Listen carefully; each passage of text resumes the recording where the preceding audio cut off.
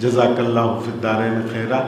अब इसके बाद मैं इन अल्फाज से अगले मुकर्रिर को कि बुलबुल के नगमों पे न जा, गुल की रंगीनी मत देख, मेरा फसाना मुझसे सुन, मैं खुद हूँ अपनी आवाज़। इन अल्फाज से मैं गुजारिश करता हूँ इज़्ज़त माब जनाब CA SG कागज़ी, LLM FCA DIS ICA ये वक्फ़ अमला की ऑडिट और उनका हिसाब किताब रखने के ताल्लुक़ से आपके सामने मुख्तसर गुफ्तगू रखेंगे।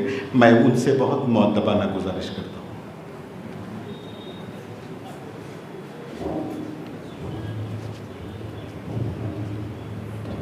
अस्सलामु अलैकुम हाज़रीन मजलिस।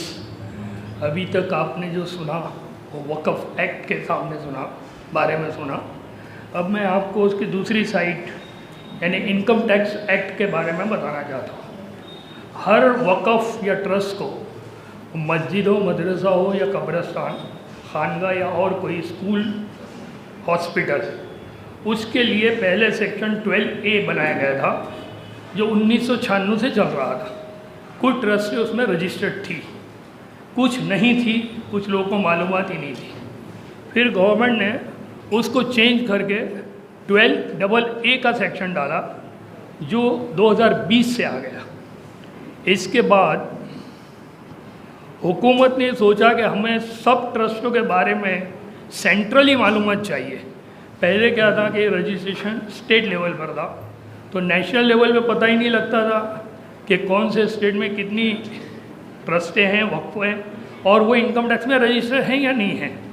तो अब जो कानून आया है वो 1/4/2021 से है, और हर ट्रस्ट या वक़फ़ जिसकी ग्रॉस इनकम खर्च को ना देखते हुए 2,50,000 से ज़्यादा सालाना है, उसको 12AB के अंदर रजिस्टर करना ज़रूरी है, लाजमी है।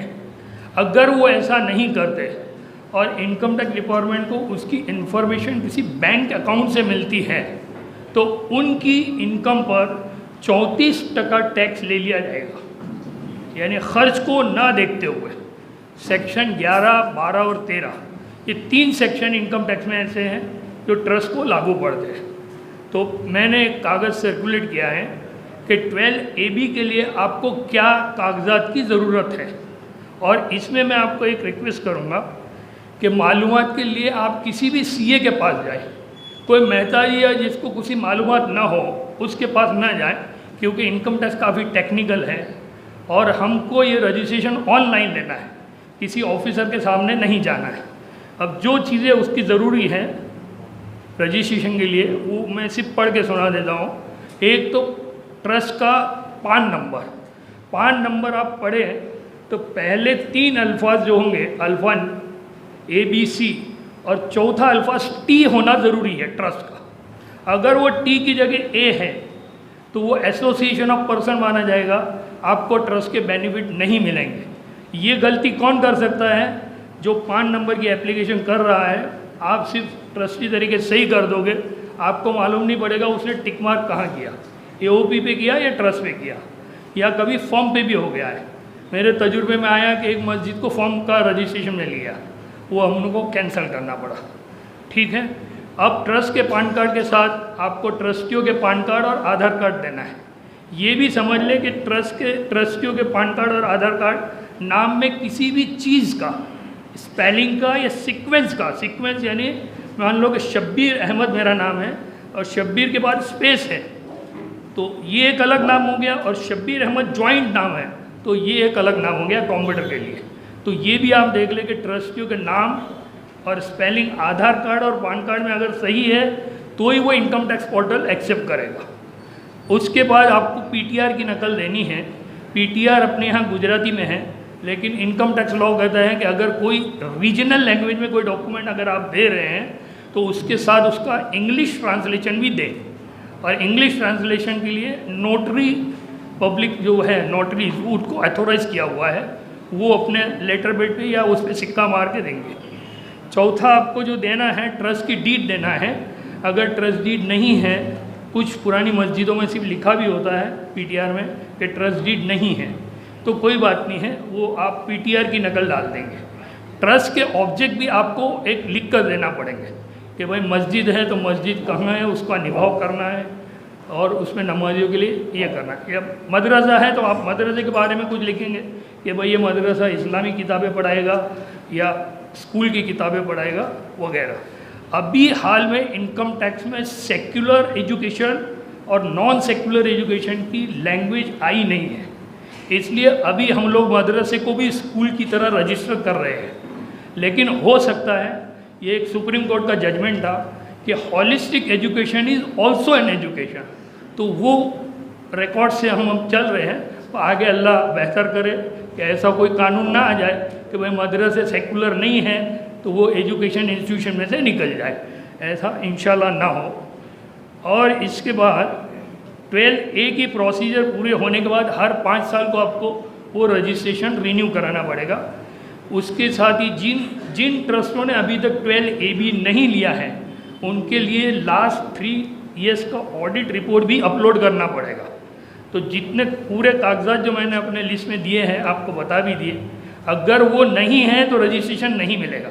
रजिस्ट्रेशन नहीं मिलने की वजह से 2 चीज़ें हो सकती है, अगर आपका बैंक अकाउंट है वो शायद फ्रीज हो सकता है, दूसरा कि आपको अगर इलेक्ट्रिसिटी कंपनी DGVCL ये जो या टोरेंट पावर जहां आपको इस ट्रस्ट की वजह से कुछ एग्जम्पशन मिल रहा है यानी कम रेट लगा रहे हैं, वो आपको नहीं मिलेगा, वो लोग 12A मांग ही रहे हैं। इसके साथ ही बैंक अकाउंट नया आप खोलने जाओगे तो वो नया अकाउंट 12A के बगैर नहीं खुलेगा, और अगर पुराना 12A के बगैर है तो वो शायद फ्रीज हो जाएगा। वो RBI की गाइडलाइंस भी आ गई है। तो इसके साथ ही बाकी कोई सवालात हो तो मैं आपको बता दूंगा। अच्छा, मस्जिद के जो पैसे हैं यानी जो इनकम है हर साल की या मदरसे की, तो इनकम टैक्स लॉ ये कह रहा है कि आपको 100 रुपये अगर इनकम है तो 85 रुपये उस साल खर्च कर देना चाहिए उसके ऑब्जेक्ट के ऊपर।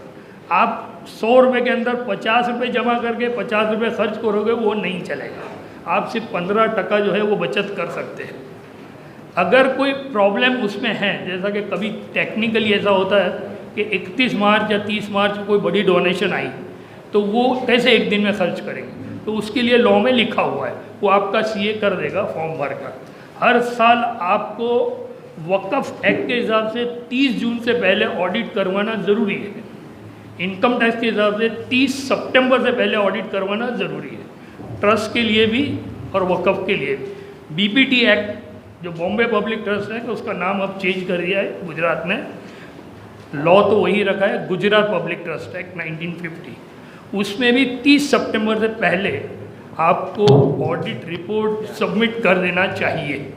अगर उसमें कोई डिफ़ॉल्ट होता है तो तकलीफ़ आ सकती है, लेकिन इनकम टैक्स वालों ने तो तकलीफ़ नहीं डाली, उन्होंने तो यूँ ही कहा कि अगर आप 30 सितंबर के पहले आते हैं तो आप अपनी इनकम पर 33% टैक्स भर दीजिए, आपको कोई तकलीफ़ नहीं है।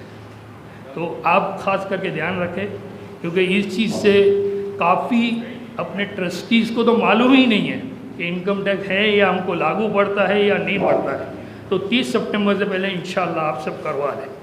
और दूसरी बात कि कुछ जैसा अपने रिपोर्टर आपने बताया, तकरीर देने वालों ने, कि कुछ लोग जहन में ऐसा रख रहे हैं कि भाई ट्रस्ट वक़्फ़ का कुछ रिकॉर्ड हम ऐसा ही रखें, ऑडिट में ना बताएं और वो पैसे फिर अलग रखें। तो ऐसा मेहरबानी करके ना करें, क्योंकि ये फिर क्रिमिनल ऑफेंस भी हो जाएगा। अगर सामने से आपका ही कोई आदमी कंप्लेंट करेगा कि भाई ये पैसे यहाँ रखे हैं, इन्होंने नहीं बताए हैं, तो आप काफ़ी मुसीबत में आ सकते हैं। इनकम टैक्स वाले भी दूसरे कानून से आपका बैंक अकाउंट फ्रीज कर सकते हैं। इसके साथ ही मैं आपसे इजाज़त लूँगा। कोई भी मालूमात दूसरी हो तो आखिरी सेशन में इंशाअल्लाह जवाब मिलेंगे।